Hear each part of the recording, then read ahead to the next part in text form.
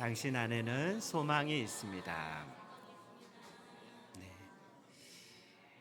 예, 우리 가른교회 모든 성도님들 마음 안에는 예수님의 소망으로 가득 차 있는 줄로 믿습니다.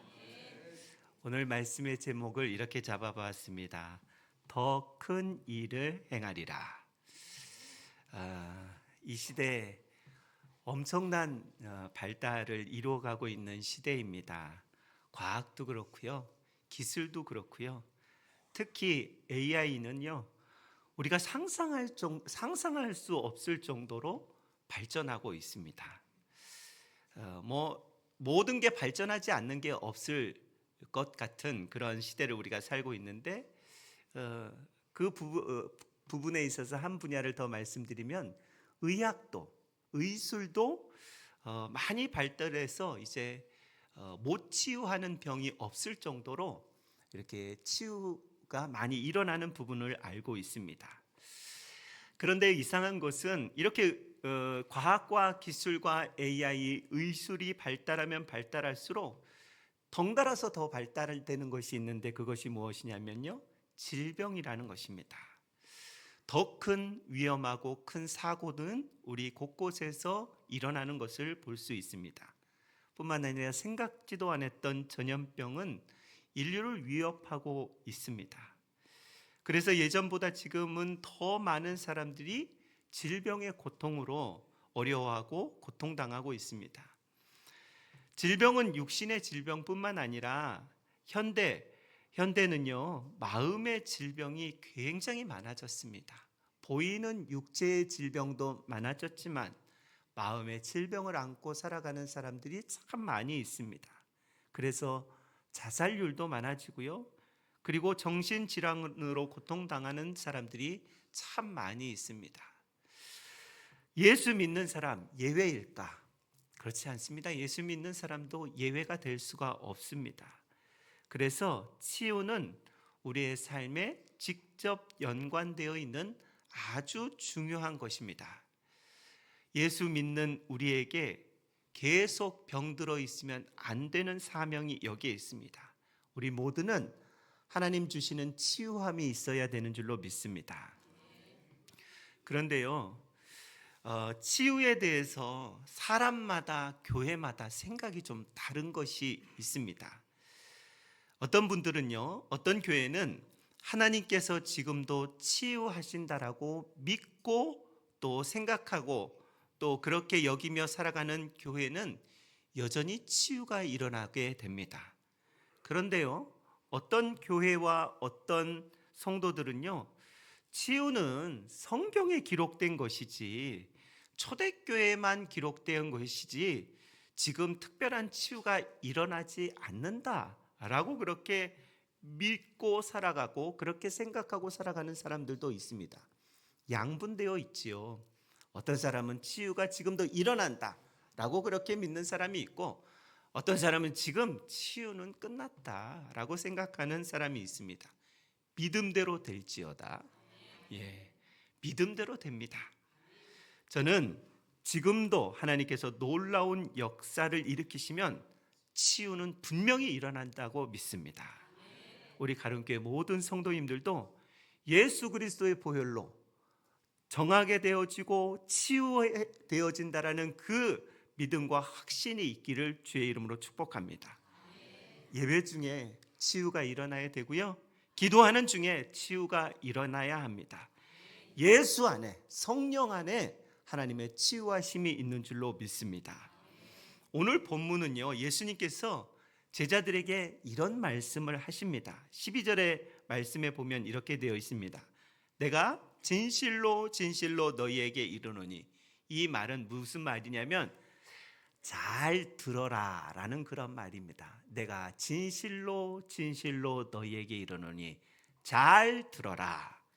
뭐라 말씀하시냐면, 나를 믿는 자는 내가 하는 일을 그도 할 것이요 또한 그보다 큰 일을 하리니 이는 내가 아버지께로 감이라 라고 그렇게 말씀하고 있습니다. 여러분, 이 말씀이 아멘이 되십니까? 저는 아멘이 안 되더라고요. 뭐가 막 아멘이 안 되냐면, 나를 믿는 자는 내가 하는 일을 그도 할 것이요. 그러니까 예수 믿는 성도가 예수님과 같은 일을 한다라는 것입니다. 여기까지는 그래도 아멘이 될 것 같습니다. 그런데 한 걸음 더 나아가서 또한 그보다 큰 일을 하리라. 이 말씀을 묵상할 때 내가 예수님보다 더 큰 일을 한다고? 여러분 아멘 하셨잖아요. 우리 성도님들 믿음이 좋으셔서 아멘을 하셨기 때문에 저보다 믿음이 월등히 좋으신 것으로 제가 여기고 이제 말씀을 전하겠습니다. 여러분 제가 여기에서 걸리더라고요. 예수님보다 더 큰 일 내가 한다고? 라는 그런 질문 가운데 저는 아멘이 흔쾌히 나오지 않았다라는 것입니다. 예수님은요, 예수 믿는 사람들에게, 성도들에게 예수님이 하신 일을 다 하게 될 것이다 뿐만 아니라 예수님 당신보다 더 큰 일도 할 것이다 라고 말씀하시면서 그 이유가 있다면 당신이 아버지께로 가기 때문에 이제 예수님과 같은 일, 예수님보다 더 큰 일을 행할 수 있다. 왜냐하면 내가 아버지께로 가기 때문이다 라고 그렇게 말씀하고 있습니다.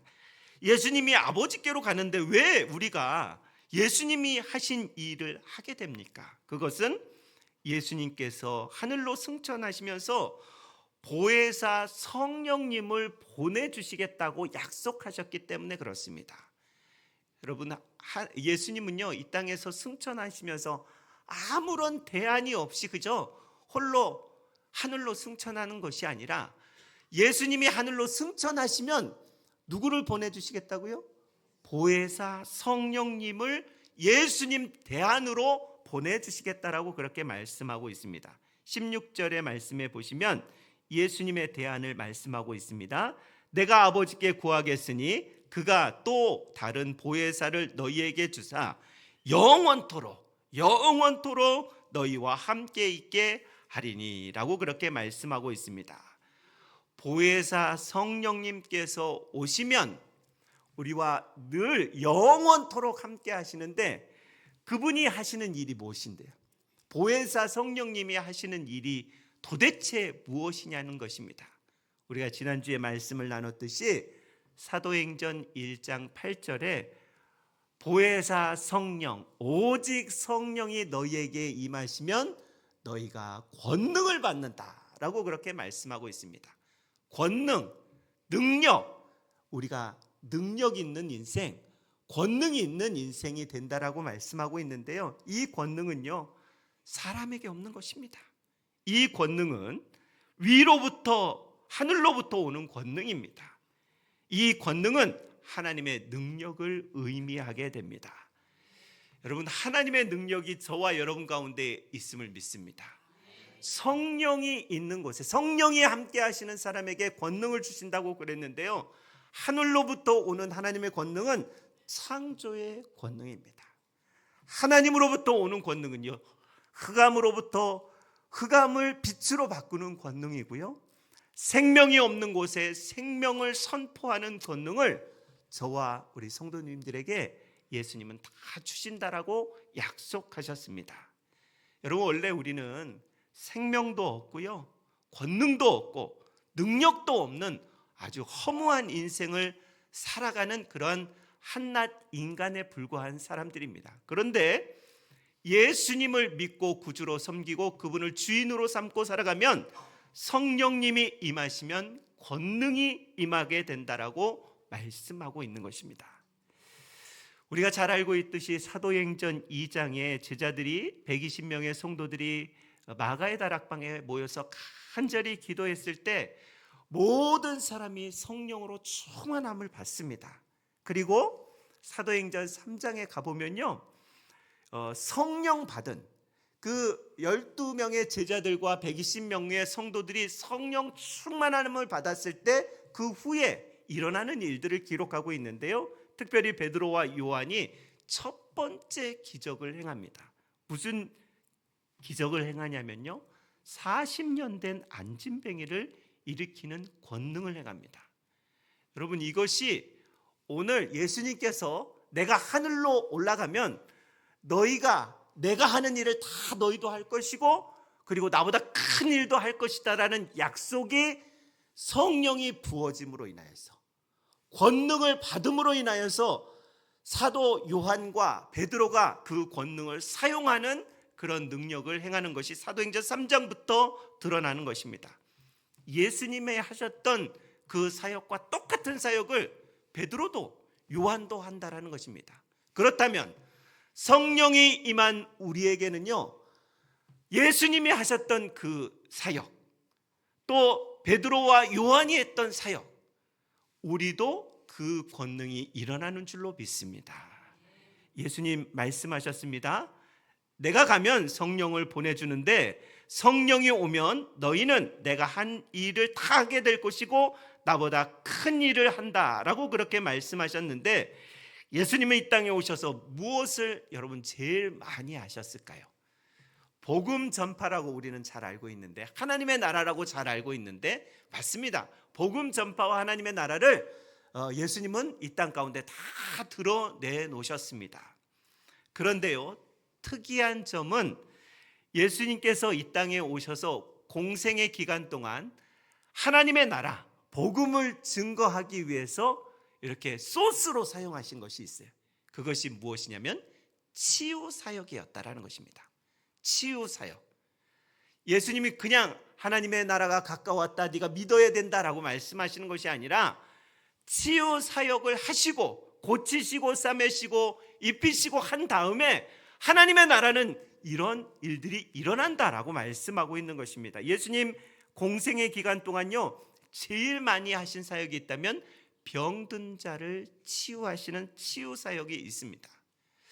오늘 댁에 가셔서 마가복음을 한번, 요즘에 백동대행진 하시면서 여러분 성경을 보시다 보면 저는 이러한 말씀들이 깨달아지더라고요. 이렇게 성경이 이렇게 달락달락 이렇게 점처럼 이렇게 보였는데 이제 줄처럼 보이는 거죠. 줄처럼 한 줄을 쭉 이어놓듯이 줄처럼 보여요. 예수님이 하시는 일을 오늘 댁에 가셔서 마가복음 이렇게 들으시든지 읽으시든지 하면 1시간 안에 마가복음을 다 듣고 읽을 수가 있습니다. 예수님이 하셨던 일들을 보면요, 마가복음 1장부터 시작해서 쭉 계속해서 무슨 일을 하시냐면요, 치유 사역을 각 장마다 치유 사역을 하셨던 것을 보게 됩니다. 여러분, 예수님께서 예수님 주변에 각색 병자들이 다 모여 있을 때 고치셨다라고 마태복음 8장 16절은 이렇게 말씀하고 있습니다. 저물매 사람들이 귀신 들린 자들 많이 데리고 예수께 오거늘 예수께서 말씀으로 귀신을 쫓아내시고 모든 병든 자들을 다 고치셨다라고 그렇게 말씀하고 있습니다. 예수님께 우리의 병들을 가지고 나가면, 질병들을 가지고 나면 예수님께서는 다 고치셨다라는 것입니다. 여러분, 예수님이 병을 고치실 때 이 병은 조금 심각한 병이다, 고칠 수 없겠다.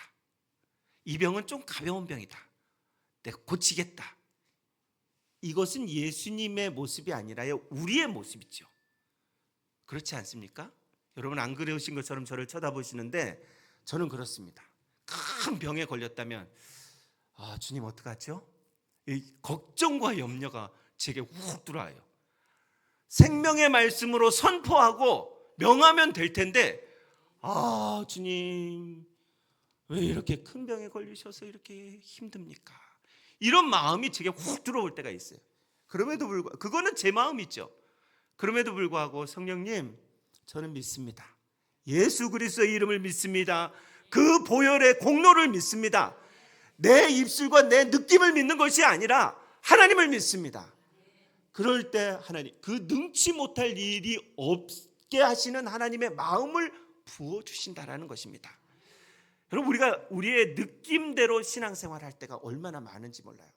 저 병은 큰 병이기 때문에 치유가 안 되겠다.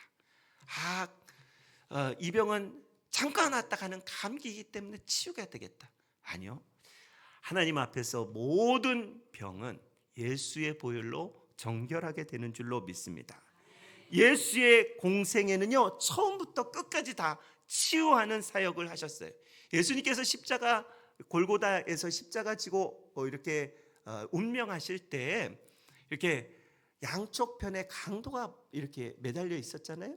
그러면서 한편 강도가 예수님 당신의 나라가 이를 때 나를 그 나라에 함께 있게 해 주십시오라고 그렇게 부탁했습니다. 그 마음에 지금 병이 든 거예요. 이제 죽게 되었으니 이제 소망이 없다라는 그 마음에 병이 든 것이에요. 그런데 예수님께서는요, 그렇게 겸손하게 주님 앞에 나아가 예수님을 찾는 그 강도에게 내가 오늘 나와 낙원에 함께 있으리라 라고 그 마음을 치유해 주셨던 것을 볼 수 있습니다. 이렇게 예수님은요, 사역의 시작과 끝 가운데 모든 육체의 질병, 마음의 질병을 다 치유하셨다라는 것입니다. 예수님의 치유는 너무 많아서요, 기록하려면 그 성경, 우리가 들고 다니는 이 성경이 산더미처럼 많아질 거예요. 그 말씀이 성경에 나옵니다.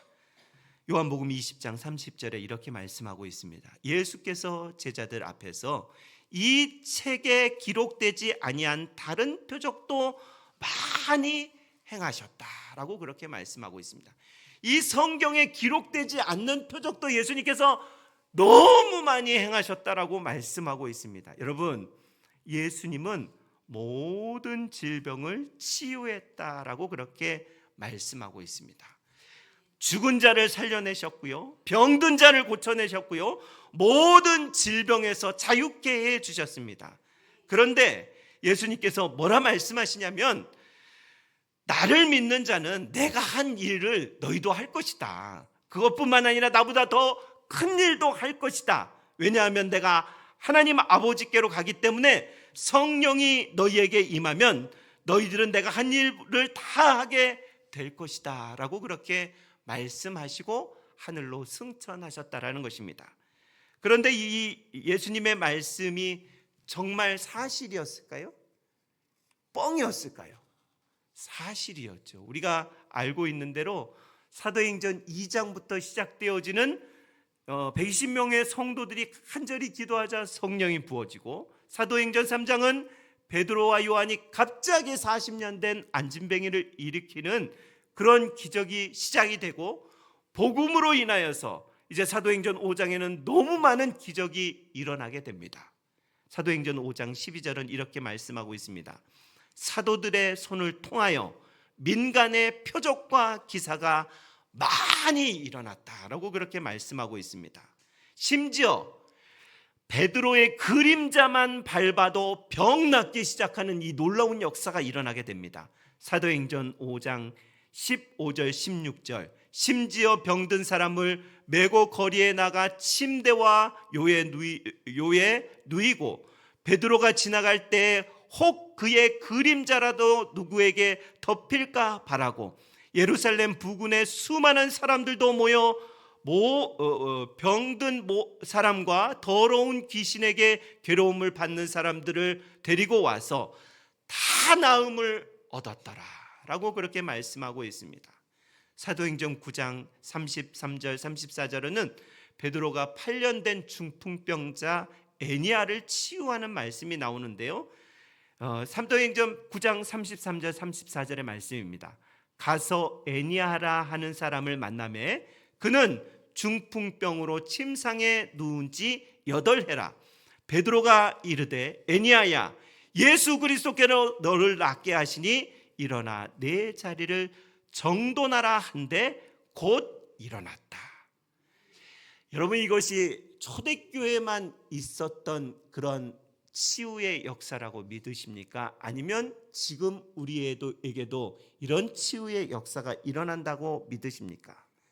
지금 우리에게도 예수 그리스도의 이름이, 보혈의 능력이 선포되는 곳에 이루어지는 줄로 믿습니다. 특별히 사도행전 9장 39절 40절에 보면요, 죽은 다비다를 살려내는 기적을 베드로가 행하게 되는데요, 이렇게 되어 있습니다. 베드로가 일어나 그들과 함께 가서 이르매 그들을 데리고 다락방에 올라가니 모든 과부가 베드로 곁에 서서 울며, 도르가가 그들과 함께 있을 때 지은 옷과 겉옷을 다 내보이거늘 베드로가 사람들을 다 내보내고 무릎을 꿇고 기도하여 돌이켜 시체를 향하여 이르되, 무릎을 꿇고 돌이켜 시체를 향하여 이르되 다비다야 일어나라 하니 그가 눈을 떠 베드로를 보고 일어나 앉았다. 여러분, 베드로는요 예수 모른다고 부인하고 예수님을 떠나갔던 사람입니다. 그런데요, 성령이 임하자, 성령 하나님으로 충만하자 베드로가요 예수님께서 행하셨던 똑같은 그 기적을 일으키고 있는 그런 모습입니다. 베드로 모습 보세요. 평생 물고기 잡는 사람이었습니다. 어부였습니다. 그런데요, 지금 가는 데마다 병을 고치는 자가 되었다라는 것입니다. 베드로가 갑자기 의학 공부를 한 것이 아닙니다. 베드로가 갑자기 아주 신약을 발견낸 것도 아니라는 것입니다. 베드로에게 있어서는요, 성령이 임했을 때 이 놀라운 치유의 역사, 예수님께서 행하셨던 그 치유의 역사를 베드로도 지금 하고 있다라는 것입니다. 여러분, 어떤 분들은 이렇게 이야기를 합니다. 치유의 역사는 제자들에게만 있는 것이야, 우리에게는 일어나지 않아 라고 그렇게 이야기하시는 분들이 있습니다. 생명의 말씀을 우리가 믿으셔야 된다라는 것입니다. 예수님은요, 예수님의 이름이 있는 자, 예수의 보혈을 능력을 의지하는 자에게 예수님보다 더 큰 일을 행하신다라는 오늘 말씀을 믿을 수 있기를 바랍니다. 그런데 한 가지 조건이 있습니다. 아무에게나 이런 일들이 일어나지 않아요. 아무에게나 치유의 역사가 일어나지 않는다라는 것입니다. 조건이 뭐예요? 성령이 임한 사람에게, 성령이 충만한 사람에게 이런 놀라운 역사가 일어나고 있는 것을 볼 수 있습니다. 여러분, 저와 여러분은 성령 하나님으로 충만한 줄로 믿습니다.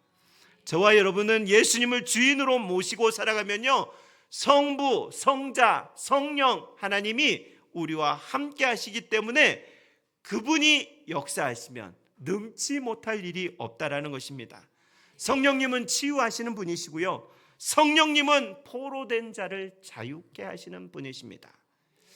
여러분, 포로되었다라는 것을 우리가 설교 때마다 듣고 있는데, 포로되었다라는 것은요, 예전에 바벨론 포로를 생각하면 안 되고요, 우리가 살아가는 시대에 포로되었다라는 것은 중독에 빠졌다라고 그렇게 바꾸어서 이야기할 수가 있습니다. 내 힘으로 컨트롤이 안 되는 거예요. 내 의지로 컨트롤이 안 되는 것이 포로되었다, 중독되었다라고 그렇게 이야기합니다. 여러분, 이 시대에 포로된 사람, 중독된 사람이 얼마나 많은지 모릅니다. 여러분, 요즘에 우리는 이런 청정 지역에서 살기 때문에 마약에 대한 그런 경각심이 별로 없습니다. 그런데 매스컴에서 보면요, 이 마약이 얼마나 젊은이들, 아니 온 국민들에게 퍼져 있는지 모릅니다. 우리가 잘 알고 있는 프로포폴, 이것을 많이 섭취하게 되면 중독이 되는 것이죠. 여러분, 마약에 중독이 센 사람이 얼마나 많이 있는지 모르고요, 또 알코올에 중독이 되어 있는 사람들이 얼마나 많은지 모릅니다. 도박 중독도 있고요, 특별히 우리 다음 세대 가운데는 SNS에 중독되어 있는 사람들이, 그런 다음 세대들이 얼마나 많은지 몰라요. 이 핸드폰이요, 내 손에서 이렇게 없어지면요, 잠깐 없어지면요, 분리불안이 일어나요. 어떡하지? 떨려. 핸드폰이 없으면 떨려. 이러면 중독이 된 거예요. 내 의지로 컨트롤이 안 되면 중독이 된 거예요. 내 의지로. 여러분, 내 힘으로 도저히 컨트롤 되지 않는 상태를 중독이다, 포로되었다라고 이야기를 하는데요, 이 포로되고 중독된 것을 우리가 어떻게 치유할 수 있느냐?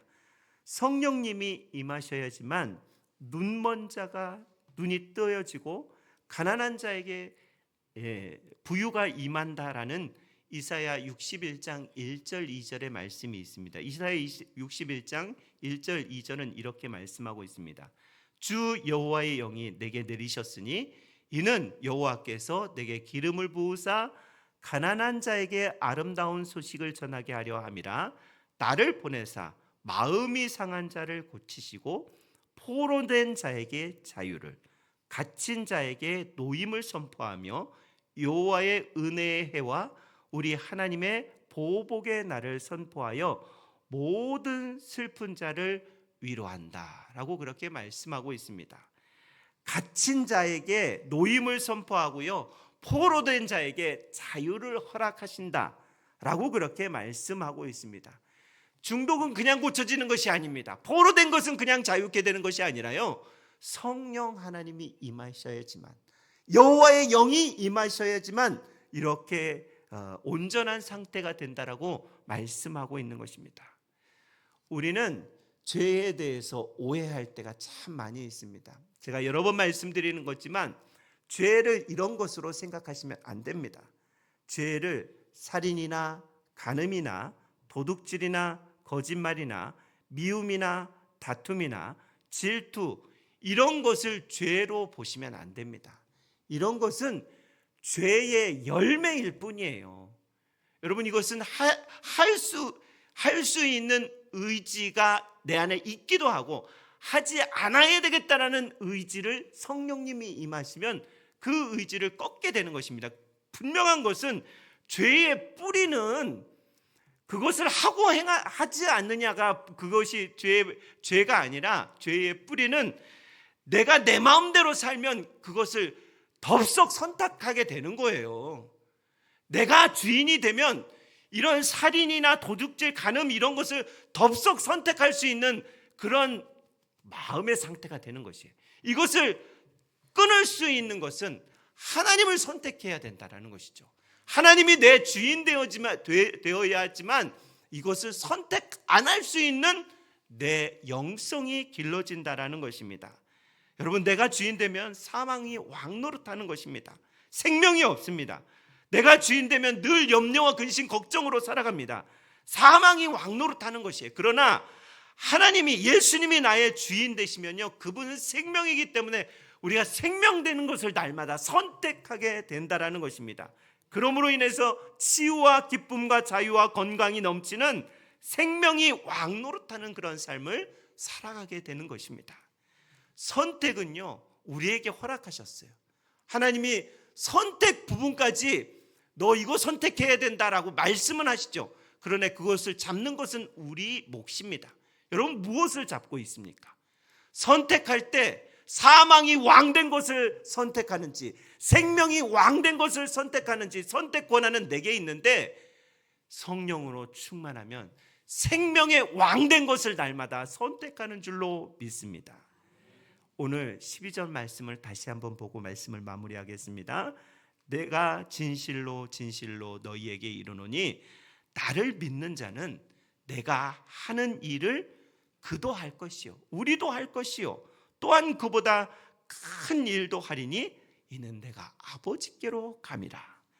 삼위일체 하나님으로 충만하면요, 예수님께서 공생의 동안 하셨던 일을 우리도 할 뿐만 아니라 그보다 더 큰 일도 하신다라고 분명히 약속하셨습니다. 때문에 우리는 성령 하나님으로 충만하여서 모든 질병과 문제들이 예수님 안에서 치유되고 풀려지는 역사를 날마다 저와 여러분이 체험하시기를 주의 이름으로 축원합니다. 기도하겠습니다. 하나님 아버지, 감사합니다. 우리에게 예수의 능력의 힘을 허락하여 주셔서 감사합니다. 예수님 분명히 우리에게 말씀하셨습니다. 나를 믿는 자는 내가 하는 일을 그도 할 것이요 또한 그보다 큰 일도 하겠다라고 말씀하여 주셨습니다. 성령이 우리에게 임하실 때 날마다 생명을 선택할 수 있는 그 담대함 우리에게 허락하여 주옵소서. 그래서 예수님이 하신 일, 또 예수님보다 더 큰 일을 우리가 이 땅 가운데서 행할 수 있는 믿음의 사람들로 우리를 사용하여 주시길 원하오며 살아계신 예수님의 이름으로 기도드리옵나이다. 아멘.